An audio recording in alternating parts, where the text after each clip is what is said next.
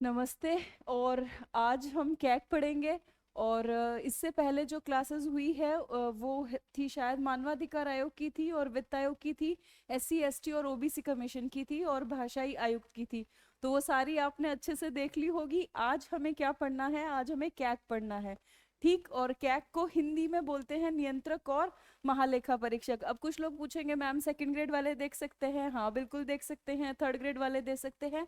आप राजस्थान का कोई भी एग्जाम दो, आप आराम से इन सब चीजों को क्या कर सकते हो, इन क्लासेस को क्या कर सकते हो, देख सकते हो। सब जगह थोड़ा थोड़ा थोड़ा थोड़ा चीज क्या है, ऐड हुआ हुआ है।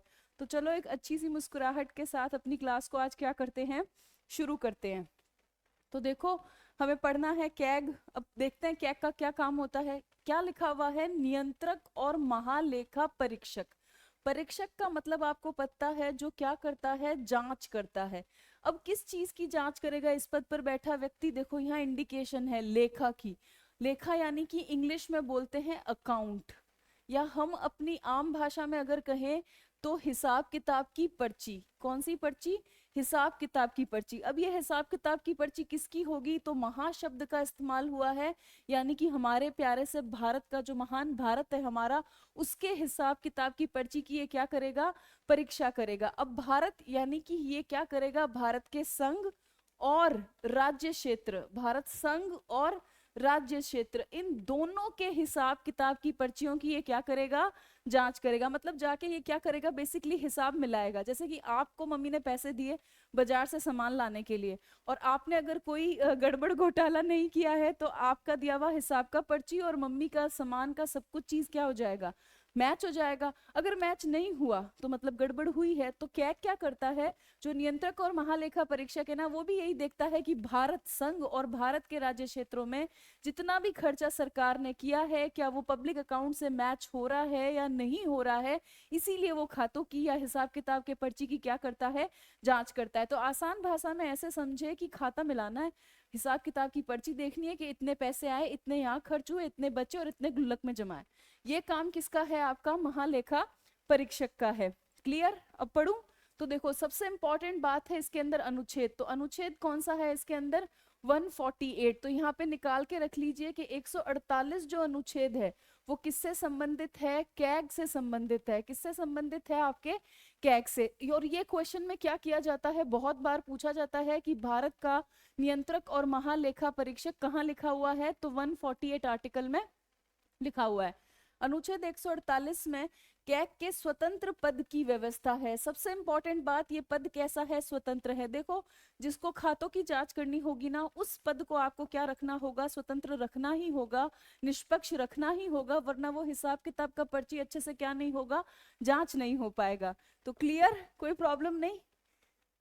जिसे संक्षेप में हम क्या कहते हैं? महालेखा परीक्षक भी कहते हैं। तो कई बार क्वेश्चन पूछ ले कि कैग को संक्षेप में या ब्रीफ में क्या कहा जाता है, तो बोल के आ जाना महालेखा परीक्षक कहा जाता है।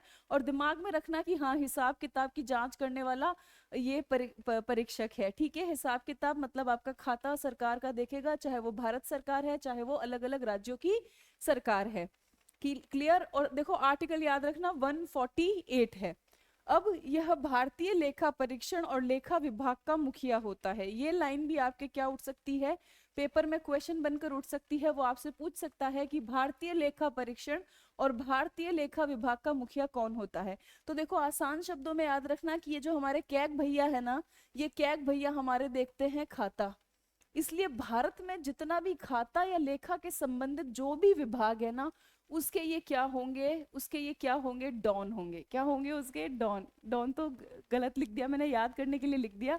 आप याद रखना, उसके क्या होंगे? ये मुखिया होंगे। सब चीज इन्हीं के हाथों से होकर क्या करेगी? निकलेगी। अब देखो, इसका क्या कर्तव्य है? तो बहुत आसान है। भारत के संविधान और संसद की विधि के तहत वित्तीय प्रशासन को ये क्या करके रखेंगे? संभाल के रखेंगे। देखो, दो बातें लिखी हुई है कि भारत का संविधान, कि भारत के संविधान में इस अनुच्छेद 148, अनुच्छेद 149, अनुच्छेद 150, अनुच्छेद 151 के अनुसार जो जो बातें कैग के लिए लिखी हुई है, उसके अनुसार, और प्लस संसद ने इनके लिए क्या बनाई है? विधि बनाई है। उसके अनुसार पूरे भारत के वित्तीय प्रशासन को ये क्या करके रखेंगे? संभाल के रखेंगे। और जरूरी भी है, देखो हम अगर बहुत ज्यादा कमा रहे हैं और बहुत ज्यादा खर्चा कर रहे हैं तो उस कंडीशन में हम अच्छी कैपिटल खड़ी नहीं कर पाएंगे। हमें हर चीज को क्या करना होगा, बैलेंस करना होगा। क्लियर। फिर देखो, डॉक्टर बी आर अम्बेडकर कैग भारतीय संविधान का सबसे महत्वपूर्ण अधिकारी है। ये स्टेटमेंट आपको क्या रखना है, ध्यान रखना है कि जो हमारे डॉक्टर बी आर अम्बेडकर हैं, जो ड्राफ्टिंग कमेटी के चेयरमैन रहे हैं, उन्होंने क्या कहा, उन्होंने ये कहा कि इस पूरे भारत के अंदर अगर मुझसे पूछो कि सबसे इंपॉर्टेंट अधिकारी कौन सा है तो वो कैग है। तो कैग भारतीय संविधान का सबसे महत्वपूर्ण क्या है, अधिकारी है। क्लियर। चलो अगला देखो, अब इसको क्या कहा जाता है, लोकतांत्रिक व्यवस्था का रक्षक कहा जाता है। लोकतांत्रिक व्यवस्था के रक्षक में कौन कौन शामिल है, तो देखो लोकतांत्रिक व्यवस्था के रक्षक में 4 चीजें शामिल है, जिसमें से एक कौन होता है, कैग। अब देखो, सुप्रीम कोर्ट आपकी लोकतांत्रिक व्यवस्था का रक्षक है, निर्वाचन आयोग आपकी लोकतांत्रिक व्यवस्था का रक्षक है, संघ लोक सेवा आयोग आपकी लोकतांत्रिक व्यवस्था का रक्षक है, और चौथे नंबर पर देखो कौन है, कैग है। इसीलिए अब आपको याद रखना होगा कि कैग को ही डॉक्टर बी आर अम्बेडकर ने क्या कहा है कि ये भारत के संविधान का, ये भारत के संविधान का, ये भारत के संविधान का कैसा व्यक्ति है, कैसा पद है, महत्वपूर्ण अधिकारी है। कैसा अधिकारी है, महत्वपूर्ण अधिकारी है। और लोकतांत्रिक व्यवस्था के रक्षकों में से एक है। आपकी जो लोकतांत्रिक व्यवस्था है उसके 4 रक्षक है।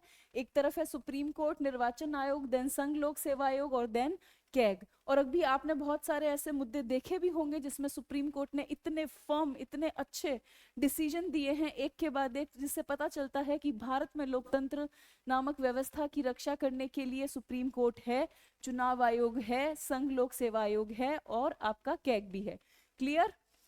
अब देखो, यह संविधान के भाग 5, सबसे इंपॉर्टेंट बात है कि जो कैग है वो संविधान के कौन से भाग में लिखी हुई है, भाग 5, जिसका टाइटल क्या है, शीर्षक क्या है, संघ के अध्याय 5, अध्याय भी क्या है, 5 में कैग के शीर्षक के साथ लिखा हुआ है।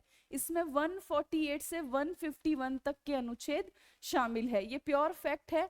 और इसको कैसे याद रखना कैग के बारे में, कि कैग के लिए सब चीजें हम 5 हैं। कैसी हैं सब चीजें, हम 5, मतलब भाग भी 5 है, चैप्टर भी 5 है। ठीक है। और चैप्टर 5 में कहां से कहां तक आर्टिकल है, 148 से 151 तक है। और 148 में सीधा ही लिखा हुआ है कि भारत के पास क्या होगा, एक कैग होगा। तो क्लियर। आगे चलूं मैं, अगला। अब देखो सीधा बात कर लेते हैं इनकी नियुक्ति और कार्यकाल पर। तो देखो कैग की नियुक्ति और कार्यकाल 148 में लिखे हुए हैं, जो अभी मैंने बताया आपको। अब 148 सब सेक्शन फर्स्ट देखो, 148 सब सेक्शन फर्स्ट क्या कहता है कि भारत के कैग की नियुक्ति राष्ट्रपति अपने हस्ताक्षर और मुद्रा सहित अधिपत्र से होगी। पद के हटाने का आधार वही है जो सुप्रीम कोर्ट के जज को हटाने का है। तो अब हम इसको छोटा करके दिखते हैं। तो सिंपल सी बात है, आपको कैग की नियुक्ति करानी है ना, ठीक है भाई करा लेना। किससे कराएंगे हम, राष्ट्रपति से कराएंगे। और सबसे इंपॉर्टेंट बात जो यहाँ याद रखने की है ना, कि राष्ट्रपति के हस्ताक्षर और मुद्रा सहित होनी चाहिए। किसके सहित होनी चाहिए, हस्ताक्षर और मुद्रा सहित होनी चाहिए। दूसरी बात क्या, अच्छा हटाने का बात है क्या, तो हटाएंगे उसी प्रक्रिया से जिस प्रक्रिया से हम किसको हटाते हैं भाई, सुप्रीम कोर्ट के जज को हटाते हैं। ये चीज आपको क्वेश्चन मार्क में, क्वेश्चन पेपर में क्वेश्चन बनाने वाला दे सकता है कि निम्नलिखित में से कैग के हटाने की प्रक्रिया कौन से पद के बिल्कुल समान है। तो सुप्रीम कोर्ट के जज को हटाने की प्रक्रिया जो है वही प्रक्रिया आपको अपनानी होगी अगर कैग को हटाना है तो। क्लियर, कोई प्रॉब्लम नहीं। आगे चलूं, चलो अब अनुच्छेद 148(2). अब अनुच्छेद 148(2) क्या कहता है कि शपथ की बात कर लेते हैं। किसकी बात कर लेते हैं, शपथ की। एक बार यहाँ पे छोटा करके लिखते हैं। 148 में हम कैग पढ़ रहे हैं। 148 सब सेक्शन फर्स्ट में हमने कहा इस कैग की नियुक्ति हम किससे कराएंगे, राष्ट्रपति से कराएंगे। ठीक। और हमने साथ साथ ये भी बता दिया कि अगर इसको हटाना है तो प्रक्रिया कौन सी फॉलो करनी पड़ेगी, वही प्रक्रिया फॉलो करनी पड़ेगी जो सुप्रीम कोर्ट के जज को हटाने के लिए फॉलो की जाती है। अब हम किसको देख रहे हैं, 148 सब सेक्शन 2 को देख रहे हैं। और हम कह रहे हैं कि अब इसे हम क्या खिलाएंगे, शपथ खिलाएंगे। तो शपथ के लिए आपको ध्यान रखना है या तो राष्ट्रपति जी खुद आ जाए या उसके द्वारा निमित्त किसी व्यक्ति के सामने तीसरी अनुसूची के अनुसार क्या लेनी होगी, शपथ लेनी होगी। तो सिंपल यहां लिख देते हैं थर्ड अनुसूची, तीसरी अनुसूची के अनुसार और राष्ट्रपति के द्वारा, और अगर राष्ट्रपति नहीं है तो राष्ट्रपति के द्वारा निमित्त व्यक्ति के द्वारा। क्लियर, कोई प्रॉब्लम नहीं। चलो अब देखो 149 सबसेक्शन 3 क्या कहता है, बहुत आसान है, आप शपथ दिला रहे हो तो अब आप क्या करवाओगे उससे, सेवा शर्तों की बात करोगे। तो सेवा शर्तें और वेतन भत्ते, यहाँ पे क्वेश्चन बनता है क्योंकि देखो आपके दिमाग में एक चीज चल रही है कि जो है नियुक्ति राष्ट्रपति ने की तो सेवा शर्तें और वेतन भत्ते भी कौन तय करेगा, राष्ट्रपति तय करेगा, है ना, हमारा गोल्डन रूल है। लेकिन यहाँ पे गोल्डन रूल अपवाद बन जाता है क्योंकि यहाँ पे 149 सब सेक्शन 3 के अंदर सेवा शर्तें तय करने के लिए कौन आगे आ गई है, वेतन तय करने के लिए संसद की विधि आ गई है। और यहीं पर एग्जामिनर ने इतने क्वेश्चन पूछे हैं और इतनी ह्यूमन एरर हर स्टूडेंट से एग्जाम में हुई है। यहाँ पे वो कहते हैं ना एकदम दिमाग एकदम क्या चल जाता है यहाँ पे 360 पर उल्टा चल जाता है। तो बी अवेयर रहे, क्लास में एंटर होने से पहले एक बार लिख दे कि मैम देखो जो कैग है ना उसके सेवा सत्ते और वेतन भत्ते कौन तय करता है, संसद तय करती है। आप खुद अवेयर रहेंगे, जागरूक रहेंगे तो मजाल है एग्जामिनर आपका क्वेश्चन गलत करवा दे। तो जिन लोगों को भी लगता है ना कि इस साल हमें सिलेक्शन लेना ही है तो वो लोग क्लास में आते से ही इन नाजुक बातों का ध्यान रखें, ये नाजुक बातें बड़े घाव देके जाती है। अब लोग दुआ भी पढ़ते हो कि देखन में छोटन लगे घाव करे गंभीर, तो ये वही वाला सीन है। तो यहाँ पे ध्यान रखना जो भी सीरियस कैंडिडेट है जिनको लगता है कि इस साल तो हम मोक्ष प्राप्ति करेंगे तो वो आते से क्लास में लिखें कि कैग का जो सेवा शर्तें और वेतन है वो संसद विधि बनाकर क्या करती है, तय करती है। तो वेतन संसद विधि से क्या करेगी, तय करे। संसद तय ना करे तो अगर संसद कह दे यार बिजी हूं मैं तो थोड़ा, तो फिर आपको क्या करना है, दूसरी अनुसूची अनुसार परंतु अलाभकारी परिवर्तन नहीं करना। तो बहुत सिंपल है कि सेवा शर्तें और वेतन भत्ते आप संसद से विधि बनाकर तय कराओ। अगर संसद कह दे कि मैं थोड़ी सी बिजी हूं तो सेकंड शेड्यूल के पास चले जाओ, और किसी भी सूरत में अलाभकारी परिवर्तन आप नहीं कर सकते। एक बार जो पैसा फिक्स कर दिया वो कर दिया, उसके बाद आप उससे नीचे नहीं जा सकते। क्लियर। चलो अब देखते हैं अनुच्छेद 148 सबसेक्शन 6। कैग के ऑफिस के प्रशासनिक व्यय और ऑफिस के कार्मिकों का वेतन भत्ते पेंशन सब किस पर भारित है, भारत की संचित निधि पर। तो दिमाग में रखो कि कैग का जितना भी खर्चा है, चाहे उसका ऑफिस का खर्चा है चाहे उसके ऑफिस के कर्मचारियों का खर्चा है, ये सारा का सारा खर्चा किस पर भारित होगा, भारत की संचित निधि पर। इतनी इजी सी बात है। फिर देखो अगर कैग को त्याग पत्र देना होगा तो कैग अपना त्याग पत्र किसको देगा, राष्ट्रपति को देगा।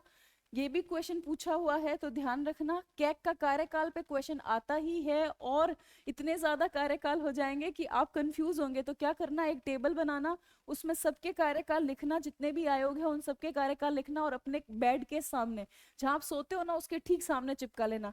जब आप रोज रोज जाकर उन सब चीजों को देखोगे ना तो फिर कंफ्यूजन को भी आपसे क्या लगने लग जाएगा, डर लगने लग जाएगा। ये काम जरूर करें आप सभी, क्योंकि मुझे पता है एग्जामिनेशन हॉल में ऐसे चूहे कूदते हैं ना पेट में कि ये 6 65 होगा या 3 70 होगा, ये 4 65 होगा या 5 65 होगा। भले ही आपको ये इजी लगता है लेकिन उस वक्त सारे चूहे एक दिमाग में एक साथ कूद रहे होते हैं कि समझ नहीं आता कि हम क्या करें। तो उस कंडीशन से बचने के लिए जितने भी आयोग हैं उनके अध्यक्ष का जितना भी कार्यकाल है, सदस्य का जितना भी कार्यकाल है, उसकी एक टेबल बनाए।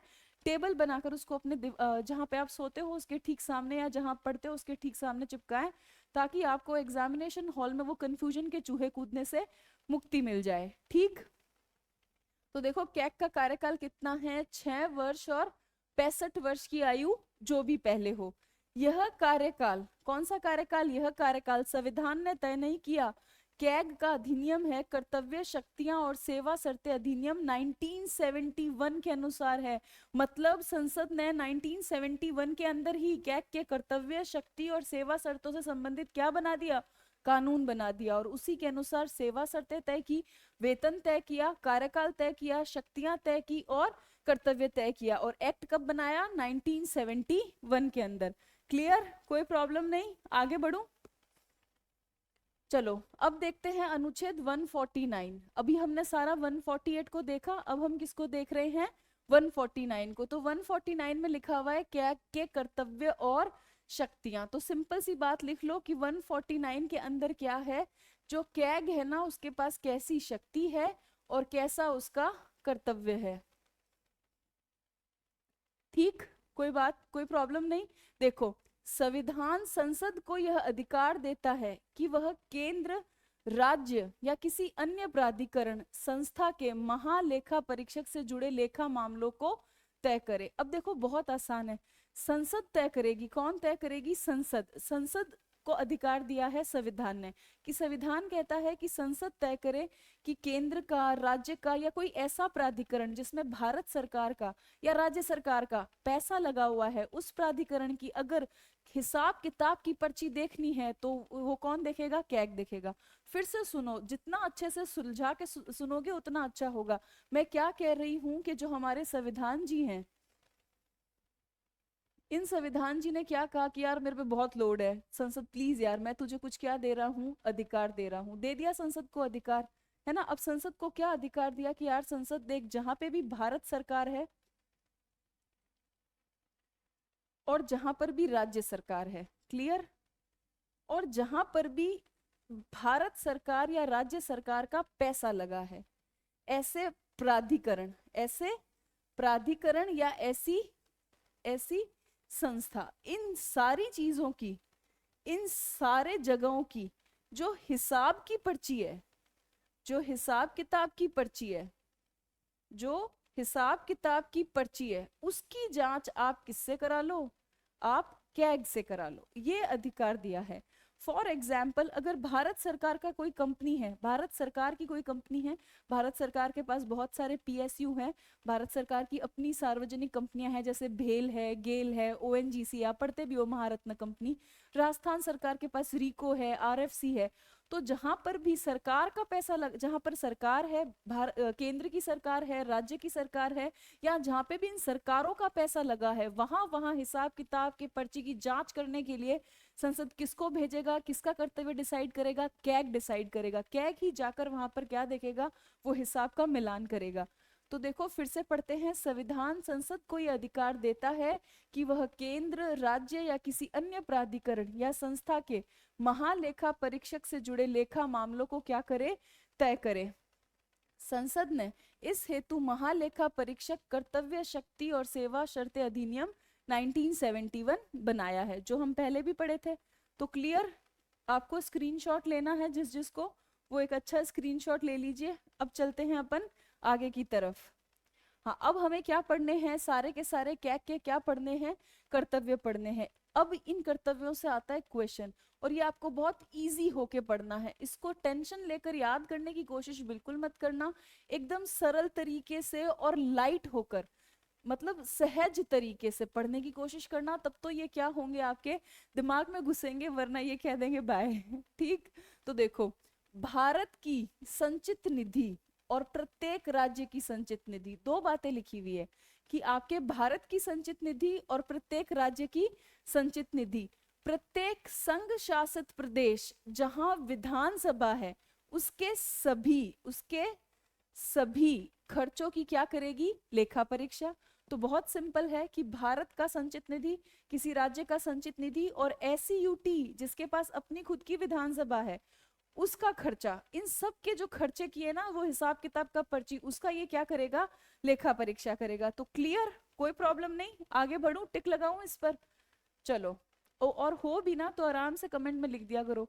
देखो आप लोगों के लिए तो पढ़ाना है मुझे, और जब मैं आपकी बात नहीं सुनूंगी तो मैं सोचती हूँ मेरा पढ़ाना क्या नहीं है, सार्थक नहीं है। तो अभी जितना समझ में आ रहा है समझ लो, 2-3 बार क्लास देख लो, उसके बावजूद भी अगर थोड़ा बहुत डाउट रह जाए तो डाउट को आप कमेंट में लिख दीजिएगा, जल्द ही मैं आपका क्या करूंगी? डाउट क्लियर कर दूंगी। अब देखो दूसरा, भारत की संचित निधि और भारत की लोक लेखा और प्रत्येक राज्य की आकस्मिकता निधि, तीन बातें लिखी हुई है। भारत की संचित निधि, भारत का लोक लेखा और प्रत्येक राज्य की कौन सी निधि?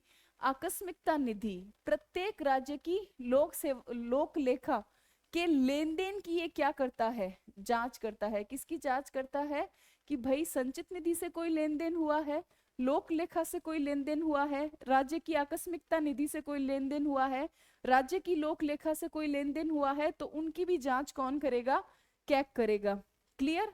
फिर देखो, केंद्र सरकार एवं राज्य सरकार के किसी विभाग द्वारा ट्रेडिंग, देखो सरकार ट्रेडिंग करती है ना, व्यापार करती है सरकार, सरकार मैन्युफैक्चरिंग भी करती है, विनिर्माण, सरकार ब्याज देती है, उस पर लाभ भी कमाती है और उस पर हानि भी होता है, इसलिए सरकार को क्या बनानी पड़ती है? Balance sheet. तो ये क्या कह रहे हैं कि केंद्र सरकार और राज्य सरकार किसी विभाग द्वारा सभी प्रकार की ट्रेडिंग यानी कि व्यापार, विनिर्माण कुछ बनाया है, या सरकार ने अपनी कोई लाभ अर्जित किया है, या सरकार की कोई हानि है, और इन सब को सरकार ने एक बैलेंस शीट पर लिख दिया है, और कुछ अनुषंगी लेखा भी है, कुछ अतिरिक्त लेखा भी है, उनकी भी परीक्षा करने के लिए कौन आएगा? आपका कैग आएगा। तो ध्यान रखना कि केंद्र सरकार या राज्य सरकार के किसी भी विभाग में अगर व्यापारिक लेन देन हुआ है, या विनिर्माण के क्षेत्र के अंदर कुछ लाभ और हानि का सीन है, या फिर उनकी बैलेंस शीट है, और कुछ अलग दूसरे प्रकार का अनुषंगी लेखा भी है, अनुषंगी मतलब कोई अतिरिक्त तरीके के लेखा भी है, उन सब के हिसाब किताब की जांच भी कौन करेगा? आपका कैग करेगा। क्लियर? तो तीसरे में भी कोई प्रॉब्लम नहीं। आगे चलूं मैं? चलो अगला देखो, केंद्र या राज्य के राजस्व से वित्त पोषित सभी निकायों और प्राधिकरणों की प्राप्ति और खर्चे का क्या रखता है? लेखा जोखा। पहले भी समझाया था कि जहां पर भी केंद्र सरकार का पैसा लगा है और राज्य सरकार का पैसा लगा है, उन सभी जगहों पर, उन सभी प्राधिकरणों पर, उन सभी संस्थाओं पर जो हिसाब किताब का पर्ची है वो जाकर कौन देखेगा? कैग देखेगा। यही बात यहाँ पे लिखी हुई है। फिर से पढ़ देती हूँ, केंद्र या राज्य के राजस्व से वित्त पोषित सभी निकायों और प्राधिकरणों की प्राप्ति मतलब धन आया कैसे और खर्चे निकला कैसे का लेखा जोखा करता है। फिर देखो, विशिष्ट उद्देश्य के लिए केंद्र और राज्य सरकार से अनुदान प्राप्त करने वाले सभी निकायों और प्राधिकरणों के खातों की भी क्या करता है? जांच करता है। ये बात बहुत इंपॉर्टेंट है। यहाँ पे लिखा हुआ है विशिष्ट उद्देश्यों के लिए। आप कई बार देखा करो, नगर पालिका या पंचायती राज में किसी स्पेशल स्कीम को लेकर ही क्या दिया जाता है? सरकार द्वारा अनुदान दिया जाता है। फॉर एग्जाम्पल, वर्तमान में एक स्कीम चल रही है सिकिल सेल एनीमिया मिशन, और एक पीएम पोषण भी चलती है। तो उस स्कीम को फोकस लेकर चलाया जाता है ना जब, तो सरकार अपनी तरफ से क्या देती है? अतिरिक्त अनुदान या अतिरिक्त पैसा देती है। मनरेगा पर भी देती है सरकार, मनरेगा पर बड़ी भारी क्या देती है? ग्रांट देती है। तो शब्द क्या लिखा हुआ है कि विशिष्ट उद्देश्यों। जब भी विशिष्ट उद्देश्यों को लेकर केंद्र और राज्य सरकार से अनुदान प्राप्त करने वाले सारे के सारे निकाय या जो प्राधिकरण है, निकाय और प्राधिकरण है, उनके खातों की क्या की जाती है? लेखा परीक्षा की जाती है। निकाय में आप ध्यान रखना पंचायती और नगर निकाय, नगर निकाय और प्राधिकरणों में वो कोई भी प्राधिकरण हो सकता है जहां पे सरकार की फंडिंग आ रही है। क्लियर? आगे देखो, अगला पढ़ते हैं। वह कंपनी अधिनियम के प्रावधानों के अनुसार, कंपनी अधिनियम है एक, उस कंपनी अधिनियम के प्रावधानों के अनुसार सभी सरकारी कंपनियों के खातों की क्या करता है? लेखा परीक्षा। अभी मैंने कहा जहां जहां सरकार है वहां वहां खातों की जांच कौन करेगा? कैग करेगा। और मैंने ये भी कहा कि भारत सरकार के पास और राज्य सरकार के पास सरकारी कंपनियां हैं, उनके भी खाते होते हैं और उनकी भी जांच कंपनी अधिनियम के तहत कौन करेगा? कैग करेगा। फिर देखो सेवेंथ, निगम, जितने भी कॉरपोरेशन है, ठीक, जैसे ओएनजीसी है, भेल है, और राजस्थान के अंदर रीको है, आरएफसी है, ये सारे क्या है? निगम है, पब्लिक लिमिटेड कंपनियां है। तो जो निगम है उनके भी लेखा की परीक्षा कौन करता है? कैग करता है। तो क्लियर? कोई प्रॉब्लम नहीं। हाँ, अगला देखो पॉइंट, राष्ट्रपति या राज्यपाल किसी अन्य प्राधिकरण या निगम की लेखा परीक्षा के लिए कहे तो वो भी करेगा। तो आपको क्या ध्यान रखना है कि देखो नियुक्ति किसने की? राष्ट्रपति ने की। तो राष्ट्रपति कह दे कि यार इसका भी थोड़ा हिसाब किताब देखो, इस निगम का भी देखो, इस प्राधिकरण का भी देखो, तो उसका भी क्या करना पड़ेगा? इसको लेखा परीक्षा करना पड़ेगा। या कभी राज्यपाल कह दे कि यार मैं भी तो राष्ट्रपति का ही भाई हूँ, तो मैं ये कह रहा हूँ तुम ये निगम देखो, तुम वो निगम देखो, उसका खाता देखो, तो वो भी करना पड़ेगा। तो ध्यान रखना यहाँ पे ये बात बहुत इंपॉर्टेंट है, राष्ट्रपति और राज्यपाल इन दोनों के कहने पर, यही चीज सबसे इंपॉर्टेंट है, इन दोनों के कहने पर वो क्या करता है? किसी अन्य प्राधिकरण और निगम की खातों की क्या करता है? लेखा परीक्षा करता है। फिर देखो, वह किसी कर या शुल्क के शुद्ध आगमों का निर्धारण और प्रमाणन करता है। किसी कर यानी कि टैक्स, शुल्क यानी कि फी, तो कोई टैक्स या फी का शुद्ध आगम कितना होगा उसका प्रमाणन और उसका निर्धारण कौन करता है? आपका कैग करता है। क्लियर? फिर देखो, वह संसद की लोक लेखा समिति है, ये लोक सेवा नहीं है, लोक लेखा, वह संसद की लोक लेखा समिति का गाइड होता है, मित्र होता है और मार्गदर्शक होता है। ये चीज क्वेश्चन में पूछी गई है बहुत बार, तो ध्यान रखना। और लोक लेखा में है क्या? टैक्स पेयर का पैसा पड़ा है, भारत के जितने भी टैक्स पेयर है, स्टेट के जितने भी टैक्स पेयर है, उन सबका जो पैसा है वो लोक लेखा में पड़ा रहता है। और लोक लेखा के पैसों से हिसाब किताब की जांच करने के लिए कैग को आना पड़ता है, इसलिए लोक लेखा समिति का गाइड, मित्र, मार्गदर्शक कौन होता है? कैग होता है। क्लियर? फिर देखो, वह राज्य सरकार के लेखाओं का संकलन और अनुरक्षण करता है, मतलब राज्य सरकार को अपने अकाउंट कैसे रखने चाहिए ये बात भी उन्हें कौन बताता है? लेखाओं का संकलन और अनुरक्षण कौन करता है? कैग करता है। वहीं 1976 से इसे केंद्र सरकार के लेखाओं का संकलन और अनुरक्षण के कार्य से क्या कर दिया गया है? मुक्त कर दिया गया है। केंद्र ने कहा यार तुम राज्य का संभालो, केंद्र का संभालने के लिए बहुत लोग हैं, तो केंद्र के जो लेखाओं का संकलन और अनुरक्षण है वो तो क्या कर रहा है, लेकिन 1976 से किसके भार से मुक्त कर दिया? केंद्र सरकार के भाग से इसको क्या कर दिया? मुक्त कर दिया। तो सारे समझ में आए? 11 के 11। अब आप 2-3 बार देखोगे और बार बार सुनोगे तो ऑटोमेटिक आपको क्या हो जाएंगे? ये याद हो जाएंगे। क्लियर? हाँ, अब हम देखते हैं अनुच्छेद 150। अब वो क्या कहता है? तो अनुच्छेद 150 कहता है कि संघ और राज्य के लेखाओं के प्रारूप को राष्ट्रपति कैग की सलाह से क्या करता है? तय करता है। तो आपको ध्यान रखना है कि संघ और राज्य लेखाओं के प्रारूप, ड्राफ्ट कैसे होंगे, तो वो तय तो कैग करेगा, लेकिन किसकी सलाह से तय करेगा? राष्ट्रपति कैग की सलाह से तय करेगा। तय कौन करेगा? संघ और राज्य के लेखाओं का ड्राफ्ट राष्ट्रपति, लेकिन राष्ट्रपति किसके अनुसार, किसकी सलाह के अनुसार तय करेगा? कैग की सलाह के अनुसार। फिर देखो 151, बहुत आसान है, कैग की रिपोर्ट है ना। राष्ट्रपति ने नियुक्त किया, लेखा परीक्षा का काम किया, 1 साल में कितने खातों की जांच की, उसकी रिपोर्ट बनाई 151 के तहत और 151(1) के तहत केंद्र की रिपोर्ट राष्ट्रपति को भेज देगा और राष्ट्रपति से कहाँ रखवा देगा? संसद में। तो बहुत आसान है कि भाई 151 में कैग की रिपोर्ट है और 151(1) में कहा गया है कि केंद्र सरकार के हिसाब किताब की पर्ची की रिपोर्ट ये राष्ट्रपति को देगा और राष्ट्रपति कहाँ रखा जाएगा? संसद में। और 152 सबसेक्शन 2 में लिखा हुआ है कि राज्य सरकार के संदर्भ में लिखा हुआ है कि यहाँ पे कैग अपनी रिपोर्ट किसको देगा? राज्यपाल को देगा और राज्यपाल कहाँ भेज देगा? विधानसभा में भेज देगा। क्लियर? तो कोई प्रॉब्लम नहीं आपको यहाँ तक किसी भी प्रकार की? हाँ, अब देखो अनुच्छेद 152 यही कहता है कि राज्य की रिपोर्ट राज्यपाल को और वह कहाँ रखा देगा? विधानसभा में रखवाएगा, जो मैंने अभी बोला। अब वर्तमान में हमारे कैग कौन है? तो श्री गिरीश चंद्र हैं, ये 14वें नंबर है। कितने नंबर है? 14वें नंबर है। और पहला जो कैग था वो कौन रहा है? और पहला कैग रहा है एडमंड डरमाउंट। लेकिन ये कब का टाइम है? देखो 1860 का, मतलब ये ब्रिटिश पद था उस समय, ब्रिटिशर्स ने शुरू किया था। लेकिन जब से भारत आजाद हुआ और भारत का पहला कैग कौन रहा है, ये बहुत इंपॉर्टेंट बात है, ये रहे हैं वी नरहर राव 1950 से 54 के बीच। तो ये आपको क्या करना है? ध्यान रखना है।